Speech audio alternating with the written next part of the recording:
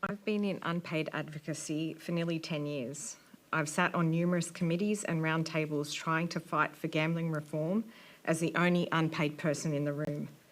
I never ever thought that this is what I'd be doing at 43, but at 18, I never thought I would be impacted by gambling harm for over 12 years. I stepped into advocacy after nearly taking my life in 2012, and I want to know why it's the responsibility of unpaid advocates to try and control the gambling industry, an industry that government and regulators are paid to be controlling. I want to know why, as the nation experiencing the most gambling harm than any other nation, is this public health crisis not a top priority? Not being from New South Wales, I'm not really well positioned to answer that.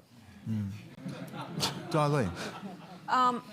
Look, from my perspective, obviously they've been around for a long time, and you know, when we're talking about gambling, Fairfield City, where I'm a member representing the seat of Fowler, we've got probably the highest problem gambling in the Southern Hemisphere, and the amount of gambling that Australia's got, it's all concentrated in our little area, which has 70% population non-English speaking background. And it touches so many people. I mean, it touched, I think you're absolutely, fair to share that like touched yours, a member Kate, of your own family. You know, my own family member, you know, obviously problem gambling in the family, and it caused a lot of mental health issues, and it's very hard because it's you know, you're dealing with that day in, day out, and especially from a non-English speaking background of community, people who have